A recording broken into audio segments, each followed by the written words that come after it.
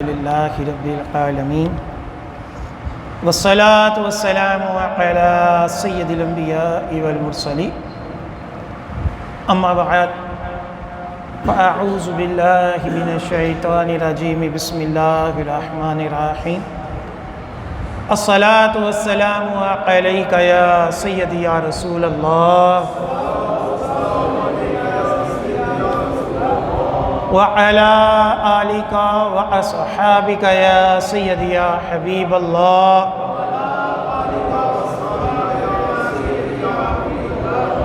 الصلاة والسلام عليك يا سيدي يا نبي الله وعلى آلك وأصحابك يا سيدي يا نور الله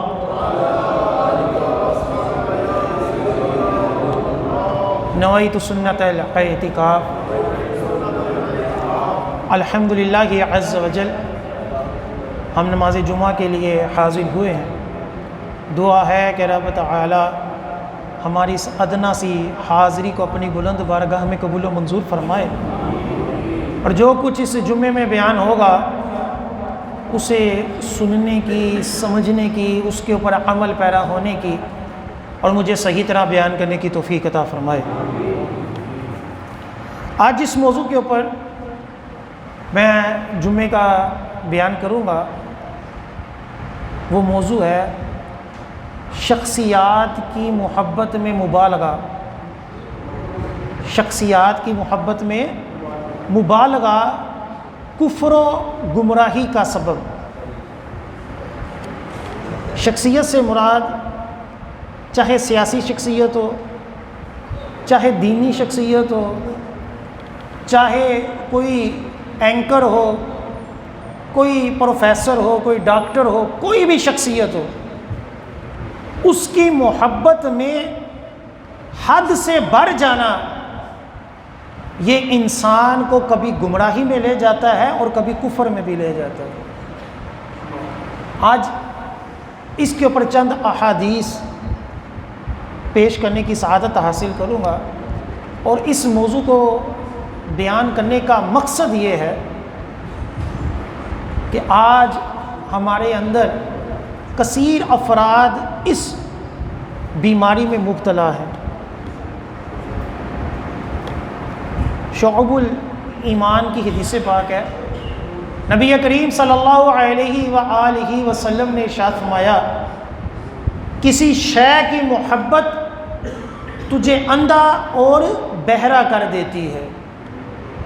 کسی بھی شے کی محبت تجھے اندھا اور بہرا کر دیتی ہے، کہ بندہ جب کسی شے کے اندر محبت میں مبالغہ کرتا ہے، حد سے تجاوز کر جاتا ہے، تو پھر وہ اندھا بھی ہو جاتا ہے کہ اس کے اندر کمی نظر نہیں آتی، اور بہرا بھی ہو جاتا ہے کہ اس کی برائی پھر برائی نہیں لگتی۔ کریم آقا صلی اللہ علیہ وسلم نے کتنے مختصر الفاظ میں ہماری رہنمائی فرمائی کہ کسی کی محبت میں اس طرح نہ ہو کہ اندھے بہرے ہی ہو جاؤ۔ تمہیں اگر اس کے خلاف کوئی بات بتائی جائے، اس کی گمراہی بتائی جائے، اس کی بے دینی بتائی جائے، اس کے گناہ بتائے جائیں، تو تم اس کا انکار کر دو، نہیں ایسا نہیں ہے،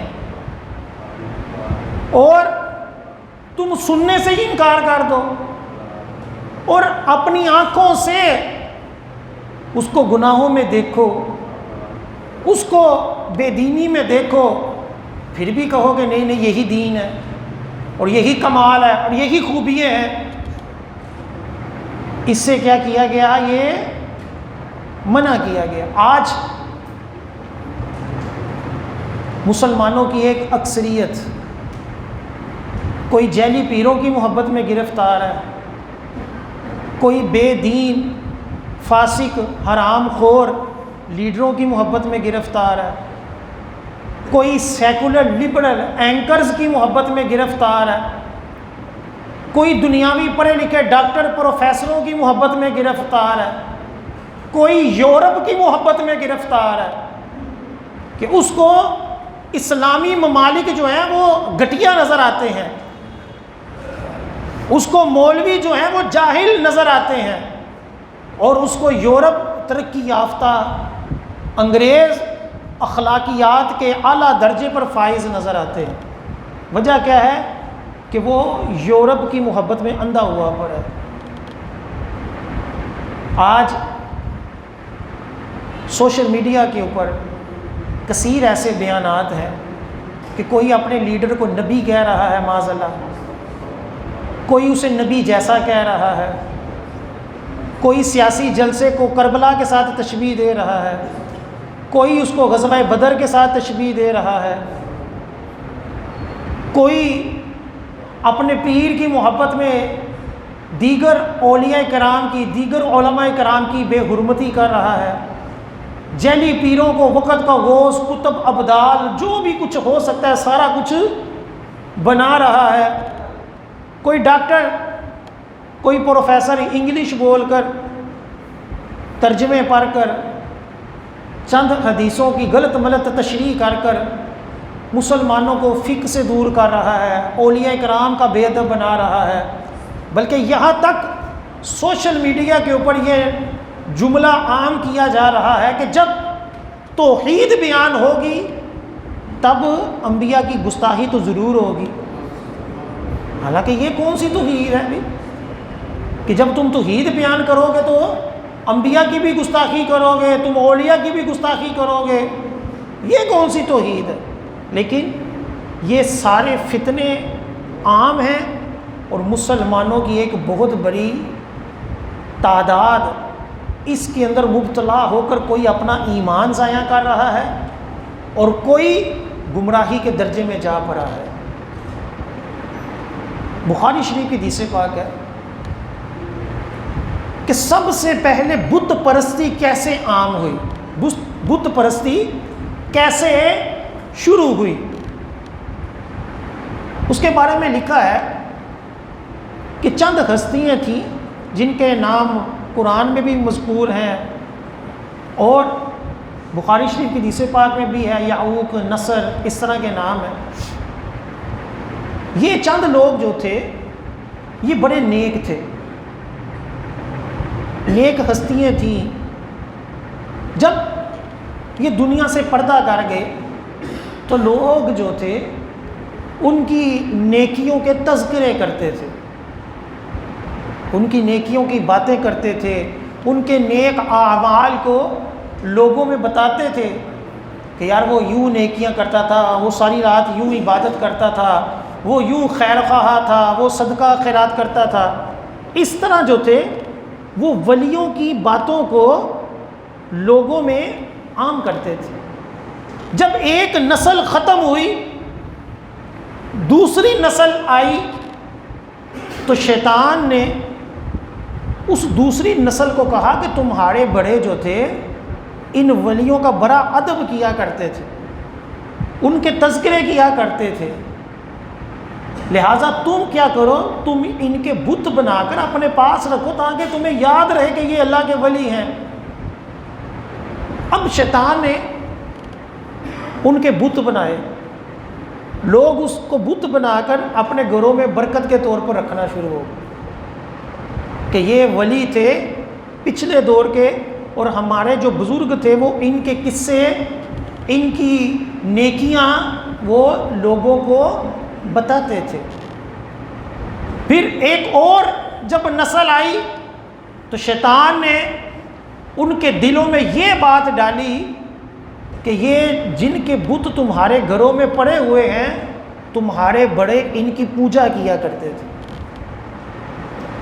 پھر کیا ہوا، پھر ان بتوں کی پرستش کی جانی شروع ہو گئی اور یوں عقیدت کے اندر مبالغہ کرتے کرتے وہ کفر میں جا پڑے کہ پہلے کیا تھا، ان ولیوں کے تذکرے کرتے تھے، اس کے بعد ان کی تصاویر، ان کے بت بنائے گئے، اس کے بعد ان کی پرستش شروع ہو گئی۔ یہ بخاری شریف کی ایک طویل حدیث پاک ہے جس کا میں نے آپ کو خلاصے کے طور پر کچھ بیان کیا کہ بت پرستی کی ابتدا محبت کے اندر مبالغہ کرنے سے ہوئی ہے. محبت کے اندر کیا کرنے سے؟ مبالغہ کا معنی ہوتا ہے حد سے تجاوز کر جانا، کسی چیز سے اتنی محبت کرنا کہ جس کی شریعت اجازت نہیں دیتی. اب امت محمدیہ کے بارے میں تو آقا علیہ السلام نے واضح فرمایا کہ مجھے اپنی امت سے شرک کا خوف نہیں ہے. ہم نہ ولیوں کی پرستش کرتے ہیں، نہ انبیاء کی پرستش کرتے ہیں. الحمدللہ. یہ تو ویسے ہی لوگ بہتان لگا دیتے ہیں، جی یہ بھی شرک ہو گیا، مزاروں پر جانا بھی شرک ہو گیا، کسی کے ہاتھ بزرگ کے چوم لیے تو وہ بھی شرک ہو گیا. حالانکہ یہ چیزیں شرک نہیں ہیں، یہ تو احادیث سے بھی ثابت ہے بات. بہرحال لیکن کچھ خرافات، کچھ جہالتیں ہمارے اندر جو ہیں وہ عام ہو گئے. جیسے ولیوں کی خود ساختہ تصویریں بنا لی ہیں.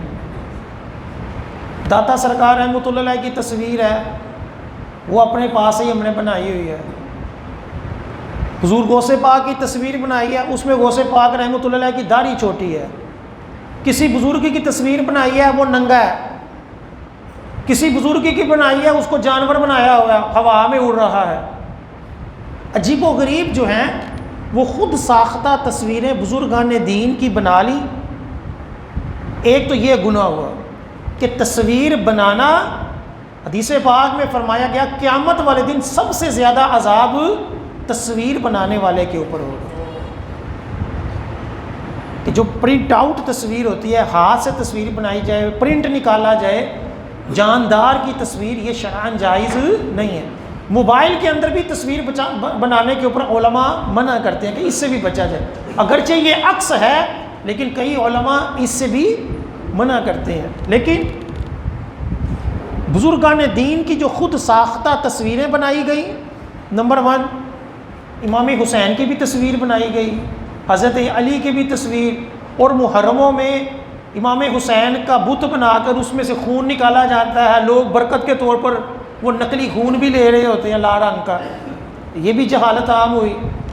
پھر اس سے آگے چلے تو گھروں کے اندر وہ جو جعلی تصویریں ہیں بزرگان دین کی، جو کہ ثابت بھی نہیں ہیں. اگر ثابت بھی ہو تب بھی ناجائز ہے، لیکن جب ثابت بھی نہیں ان کو گھروں کے اندر برکت کے طور پر رکھنا شروع کر دیا.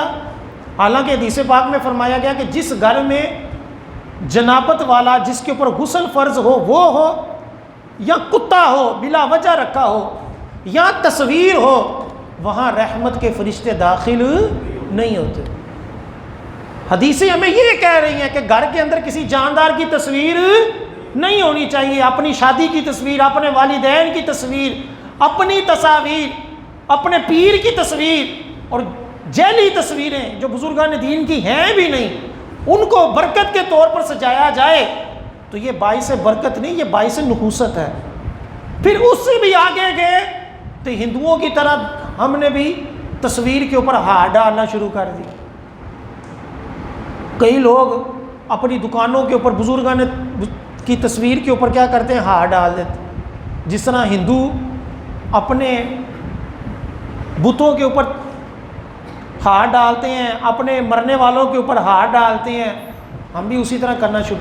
تو جو چیزیں ناجائز ہیں وہ ناجائز ہی ہیں، لیکن ہم اس کی اصلاح کرنے والے بنیں گے.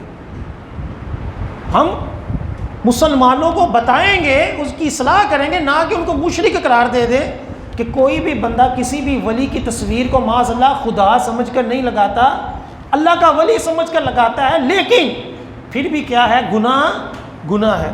پھر اگر اس کو ثواب سمجھتا ہے تو اور زیادہ سخت گناہ ہے کہ ایک چیز ناجائز ہے اس کو ثواب سمجھا جائے. تو یہ کیا ہے؟ یہ محبت کے اندر مبالغہ ہے کہ جو انسان کو سخت جو ہے وہ کیا کرتا ہے؟ وہ گناہ گار بنا دیتا ہے.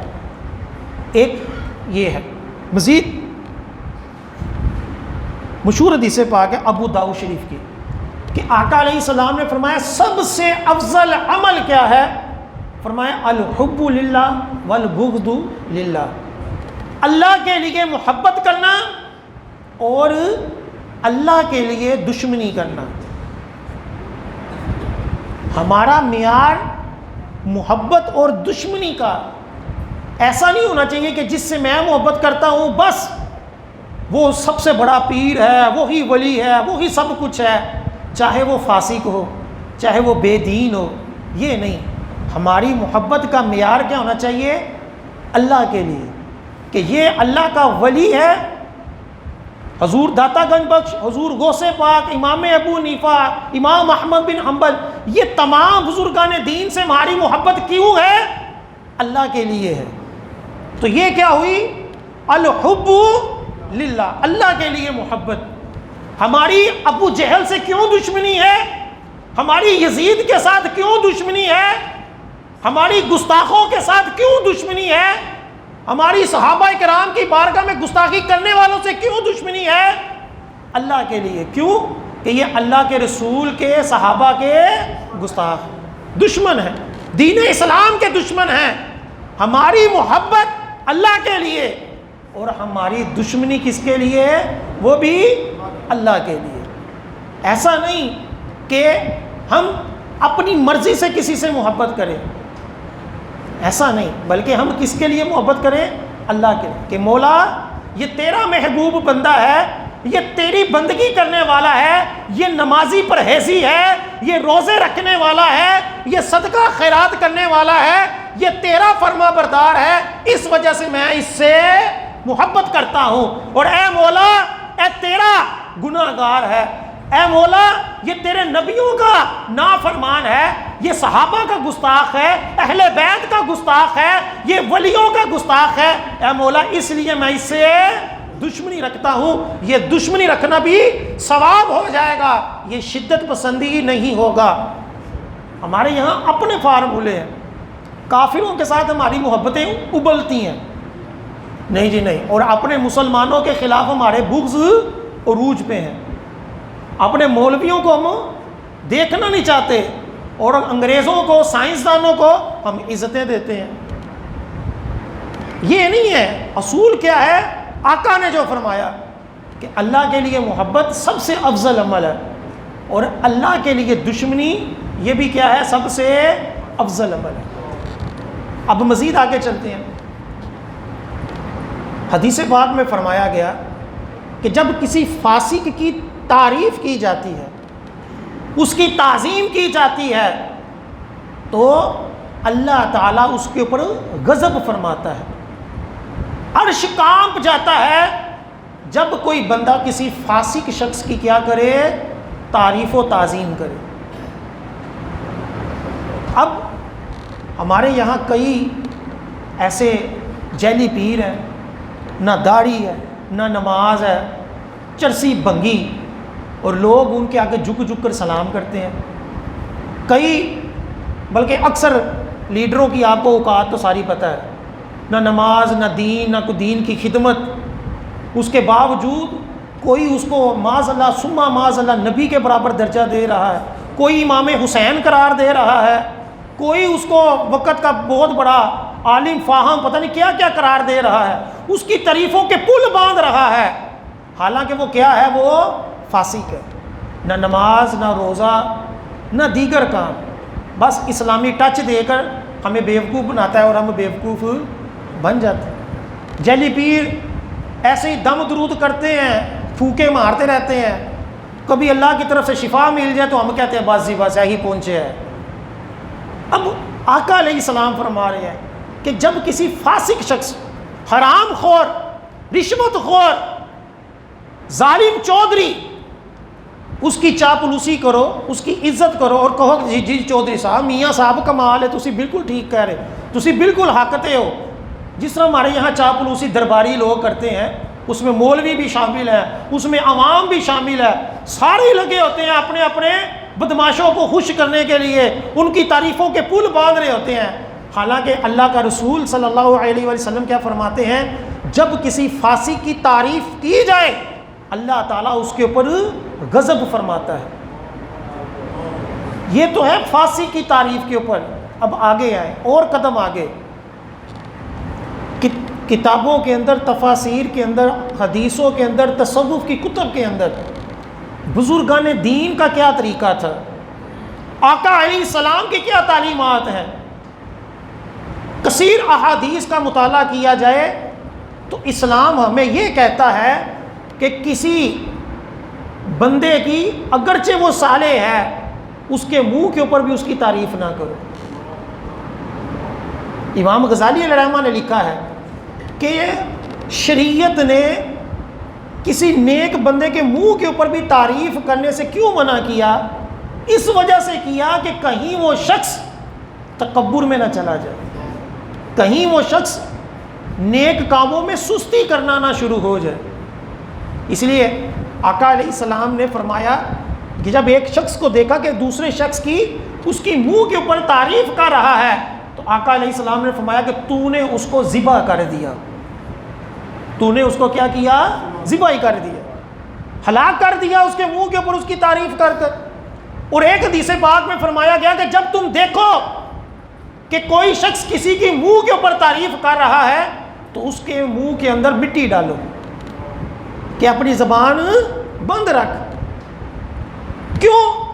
حضرت عمر فاروق رضی اللہ تعالیٰ عنہ کا اس کے اوپر واقعہ ہے کہ حضرت منذر تھے، وہ جب ایک محفل میں آئے، ایک مجلس میں آئے تو ایک شخص نے کہا کہ یہ اپنی قوم کا سردار ہے، یہ اپنی قوم کا سردار ہے. جب وہ حضرت عمر فاروق رضی اللہ تعالیٰ عنہ سے ملنے آئے تو حضرت عمر فاروق نے کوڑا پکڑ کر اس کو ہلکا سا کوڑا مارا. اس نے عرض کی اے امیر المومنین مجھ سے کوئی غلطی ہو گئی ہے، مجھ سے کوئی غلطی ہوئی ہے کہ آپ نے مجھے یہ سزا دی کہ مجھے کوڑا مارا ہے. تو حضرت عمر فاروق نے کہا کہ وہ شخص نے جو تعریف کی تھی تو نے سنی ہے؟ تو حضرت منذر نے کہا کہ ہاں میں نے سنی ہے. تو حضرت عمر فاروق رضی اللہ تعالی عنہ نے کہا کہ میں نے یہ کوڑا تجھے اس لیے مارا ہے تاکہ تیرے اندر تکبر پیدا نہ ہو، تجھے عاجزی رہے کہ تیرے اوپر بھی کوئی ہے. یعنی ابن منذر سردار تھے، جھوٹ بھی نہیں تھا، وہ فاسق بھی نہیں تھے، کم از کم تو تابعی تو ہے نا کہ حضرت عمر فاروق رضی اللہ تعالیٰ عنہ کے دور کے ہیں. اور اس کے باوجود حضرت عمر فاروق رضی اللہ تعالیٰ عنہ کیا کر رہے ہیں؟ اس کو کوڑا مار رہے ہیں کہ تاکہ تیرے دل کے اندر تکبر پیدا نہ ہو کہ لوگ میری کیا کر رہے ہیں، میری تعریفیں کر رہے ہیں، میری عزت کر رہے ہیں، تو اپنے آپ کو کچھ سمجھنا نہ شروع کر دینا، اس لیے میں نے تجھے کیا کیا؟ میں نے کوڑا مارا. اللہ اکبر یا رسول اللہ. اچھا 3 باتیں ہو گئی. سب سے پہلے کہ محبت کے اندر مبالغہ جو ہے وہ کیا کرتا ہے؟ انسان کو کبھی گمراہی میں کبھی کفر میں لے جاتا ہے. نمبر 2 فاسق کی تعریف کرنا ناجائز. نمبر 3 اگر ایک بندے کے اندر وہ خوبیاں ہیں بھی تو شریعت اس کے اوپر کیا کہتی ہے کہ اس کی منہ کے اوپر تعریف نہ کرو، بچنا چاہیے. حرام نہیں ہے، حرام نہیں ہے. ہاں اگر ہماری تعریف سے وہ بندہ جو ہے وہ تکبر کا شکار ہو سکتا ہے تو پھر سختی ہوگی کہ تمہاری تعریف سے وہ بندہ کیا ہے؟ خراب ہو رہا ہے. ورنہ عام طور پر کسی کی حوصلہ افزائی اگر کر دی جائے اور جائز الفاظ کے اندر کی جائے تو پھر حرج نہیں، لیکن پھر بھی منع ہے، شریعت نے اس کو پسند نہیں کیا. اب چوتھی بات، ایک بندہ جو ہے بھی فاسق، جو ہمارا مسئلہ چل رہا ہے بھی فاسق، خوبی بھی کوئی نہیں، پھر بھی اس کی تعریفیں ہو رہی ہیں. ہے بھی فاسق، پلے بھی کچھ نہیں، بے نمازی بھی ہے، بے دین بھی ہے، سیکولر لبرل بھی ہے، سب کچھ ہے، ملک کو لوٹ کر بھی کھا گیا ہے، رشوت خور بھی ہے، سب کچھ ہے، پھر بھی اس کی تعریف کرنا. ایک تو ہے کہ بندہ فاسق ہے لیکن اس کے اندر خوبی ہے، پھر بھی کہا گیا کہ فاسق کی تعریف نہ کرو. ایک ہے کہ بندے کے اندر خوبی بھی ہے، بندہ نیک بھی ہے، تب بھی منع ہے. ایک ہے کہ پلے بھی کچھ نہیں، اور پھر بھی اس کے لیے تعریفوں کے بندہ کیا کرے، پل بناتا رہے گا، جی واہ ہو جاتا کسی ماں نے جمیا ہی نہیں۔ اور یہ بھی یاد رکھیں، اگر ایک شخص کی تعریف ہو رہی ہو، ایک شخص کی تعریف ہو رہی ہو، اور جس بات کے اوپر اس کی تعریف ہو رہی ہے وہ خوبی اس کے اندر نہیں ہے، اور وہ اس کے اوپر خوش ہو رہا ہے، تو یہ حرام ہے۔ میں حاجی بالفرض نہیں، اب مجھے کوئی کہہ رہا ہے حاجی صاحب، اور میں اس کے اوپر خوش ہو رہا ہوں کہ یار وہ میں نے حاجی کہہ رہے، تو یہ کیا ہے، یہ جھوٹ ہے۔ میں سخی نہیں، اب مجھے کوئی سخی کہے واہ جی واہ بڑے سخی ہو تسی سرکار، اور میں اس کے اوپر خوش ہو رہا ہوں، تو حرام ہے۔ میں بہادر نہیں، اب اگر کوئی مجھے منہ کے پہ جی واہ تاڑے جاتا کوئی بہادر ہے ہی نہیں، تو یہ کیا ہے، یہ حرام ہے۔ کہ جو خوبی بندے کے اندر نہ ہو اس کی تعریف کرنا بھی حرام، اور اس کا سننا بھی حرام، اس کے اوپر خوش ہونا بھی حرام۔ یعنی سن رہا ہے اس طور پر کہ خوش ہو رہا ہے، اگر تو سنا ہے لیکن دل کے اندر ندامت ہے کہ یار یہ بندہ غلط کہہ رہا ہے، میں تو بڑا گناہ گار آدمی، تو یہ گناہ نہیں۔ لیکن اگر سن کر خوش ہو رہا ہے کہ واہ لوکی بیوقوف بنے نہیں، لوکی بیوقوف بنے ہوئے ہیں، ایسے ہی میری تعریفیں کر رہے ہیں، ایسے ہی مجھے حب الوطنی کہہ رہے ہیں، ایسے ہی مجھے ایماندار کہہ رہے ہیں، ایسے ہی مجھے کہہ رہے ہیں کہ جی میں کرپٹ نہیں ہوں، ایسے ہی مجھے کہہ رہے ہیں کہ جی میں تو معاذ اللہ ثم معاذ اللہ نبیوں جیسے کام کر رہا ہوں، میں نے تو فلاں کام کر دیا، حالانکہ کیتا ککھ نہیں، تو یہ کیا ہے، یہ کہنا بھی حرام اور سننا بھی حرام۔ ہمارے اندر یہ سب سے زیادہ چیزیں عام ہیں کہ جس سے میں محبت کرتا ہوں، جس سے میں عقیدت میں آ جاؤں، میں کہتا ہوں بس اس سے بڑھ کر کوئی ہے ہی نہیں، اس سے بڑھ کر کوئی ہے ہی نہیں، پھر اس کی تعریفوں کے پل پر۔ یہ جس طرح بھی دنیا میں گمراہ ہوئے ہیں، بڑے بڑے کافر ہوئے ہیں، ان کو گمراہ کرنے والے ان کے درباری لوگ ہوتے تھے جو چاپلوسیاں کرتے تھے۔ فرعون کے چاپلوسی جو ان کے وزیر تھے حامان وغیرہ، یہ ان کو کہتے تھے کہ نہیں ایسے کرو گے تمہاری بادشاہت چلی جائے گی۔ اکبر بادشاہ جاہل آدمی تھا، اس کو آتا جاتا ہی کچھ نہیں تھا، اس کو کس نے کہا کہ اپنا نیا دین نکالو؟ اس نے دین اکبری کن کے کہنے پر؟ اپنے درباریوں کی باتوں میں آ کر۔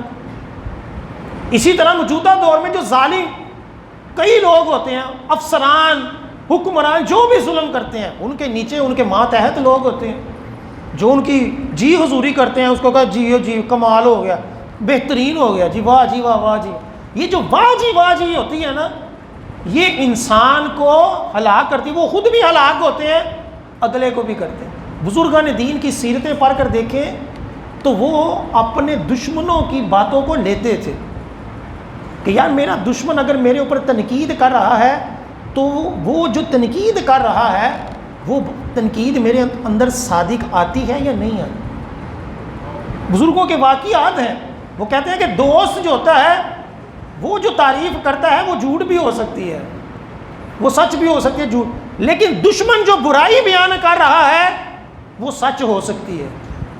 کہ دشمن جو دیکھتا ہے وہ برائی دیکھتا ہے، وہ محبت میں اندھا نہیں ہوتا۔ تو بزرگان دین اپنے دشمن کی باتوں کو غور کرتے تھے کہ آیا واقعی یہ کمی میرے اندر ہے یا نہیں ہے، اور اپنے ساتھ ایسے لوگ رکھتے تھے کہ جو ان کی کوتاہیوں کے اوپر ان کو آگاہ کرتے تھے، ان کو بتاتے تھے کہ تو یہ غلط کر رہا ہے۔ پچھلے زمانوں کے آپ بڑے سے بڑے بادشاہ کو اٹھا کر دیکھ لیں، ان کا تعلق اولیاء کرام کے ساتھ، بڑے بڑے علماء کے ساتھ ہوتا تھا، وہ ان کے ساتھ رابطے میں رہتے تھے تاکہ یہ لوگ ہمیں کچھ نہ کچھ نصیحت کرتے رہیں، کچھ نہ کچھ سمجھاتے رہیں۔ المستنجد باللہ، حضور غوث پاک کی بارگاہ میں تھیلی لے کر آ گیا، اشرفیوں کی تھیلی لے کر آ گیا، تو آپ نے وہ تھیلی پکڑ کر ایسے اس کو جب دبایا تو اس سے خون نکلنا شروع ہو گیا۔ حضور غوث پاک رحمۃ اللہ نے پہ آپ کی بہجت الاسرار کے اندر یہ واقعہ لکھا ہے، آپ نے ایسے جب نچوڑا تو خون نکلنا شروع ہو گیا۔ تو حضور غوث پاک رحمۃ اللہ نے وقت کے حاکم کو کہا، اے المستنجد باللہ، وہ لوگوں کے لوٹے ہوئے مال کو میری بارگاہ میں نذرانے کے طور پر پیش کرتا ہے. اس کو ڈانٹا کہ یہ جو نذرانہ میرے پاس لے کر آیا ہے یہ تو لوگوں کا لوٹا ہوا مال ہے، ٹیکس کی شکل میں کسی اور شکل میں تو میرے پاس وہ لے کر لوٹ کر تو میرے بارگاہ میں نذرانے کے پیش کرنے شروع ہو گئے. اسی طرح کے کثیر واقعات ہیں کہ اولیاء اکرام جو ہوتے تھے وہ حاکم کے سامنے جا کر کھڑے ہو جاتے تھے. حضرت امام حسین رضی اللہ تعالی عنہ کا جب سر مبارک یزید کے دربار میں تھا اور یزید اس کے ساتھ گستاخی کر رہا تھا تو بوڑھے صحابی حضرت زید بن ارقم وہ کھڑے ہو گئے اور کہا کہ جن ہونٹوں کے اوپر تو چھری پھیر رہا ہے نا، میں نے سرکار کو ان ہونٹوں کا بوسہ لیتے دیکھا ہے.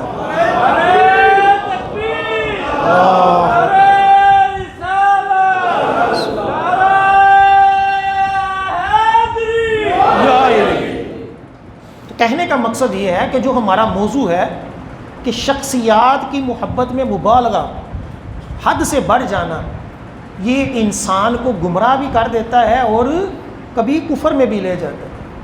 حضرت عیسیٰ علیہ السلام کی شان میں عیسائیوں نے کیا کیا؟ مبالغہ کی، حد سے تجاوز کیا، محبت میں بڑھ گئے، ان کو خدا کا بیٹا کہہ دیا، دارہ اسلام سے کیا ہو گئے؟ خارج ہو گئے. یہودیوں نے کیا کیا؟ انبیاء کے ساتھ دشمنی کی، حضرت عیسیٰ علیہ السلام کو شہید کرنے کی کوشش کی، وہ بغض میں ہلاک ہو گئے اور عیسائی محبت میں ہلاک ہو گئے. ایمان کیا ہے؟ ایمان یہ ہے کہ جس سے بغض رکھنا ہے اس سے بغض ہم نے اپنی مرضی سے نہیں رکھنا، اللہ اور اس کے رسول نے جو کہا ہے ان سے رکھنا ہے. اور جس سے محبت کرنی ہے اپنی مرضی سے نہیں کرنی. جس طرح ہوتا ہے نا یہ ہمارا عشق مشوقی کرنے والے، لوگوں کی عورتوں کے ساتھ عشق کرنے والے عشق کو عبادت کہہ رہے ہوتے ہیں اور اس کے اوپر دلیلیں دے رہے ہوتے ہیں، دیکھو جی اللہ نے تو بھی اپنے رسول نے عشق کیتا ہے نا. یہ کوئی بات ہے کرنے والی؟ لوگوں کی عزتوں کے ساتھ کھیل کر اس محبت کو ایک پاکیزہ محبت کے ساتھ تشبیہ دینا، یہ بدبختی نہیں تو اور کیا؟ ہمارے یہاں یہ بھی چلتا ہے، بدقسمتی. کہنے کا مقصد یہ ہے کہ محبت اپنی مرضی کی نہیں ہے، محبت وہ ہے جس کی تعظیم کرنے کا، جس سے محبت کرنے کا اللہ اور اس کے رسول نے حکم دیا ہے. اب موجودہ دور میں بھی حضرت علی رضی اللہ تعالیٰ عنہ کی شخصیت لے لیں. آقا علیہ السلام نے حضرت علی رضی اللہ تعالیٰ عنہ سے کثیر روایتوں کا خلاصہ ہے. آپ نے فرمایا تو مثل عیسیٰ ہے، تو کیا ہے؟ مثل عیسیٰ ہے. ایک فرقہ تیری محبت میں ہلاک ہوگا اور ایک فرقہ تیرے بغض میں ہلاک ہوگا. کنز العمال وغیرہ کی کثیر حدیثوں کے اندر حضرت علی خود فرماتے ہیں.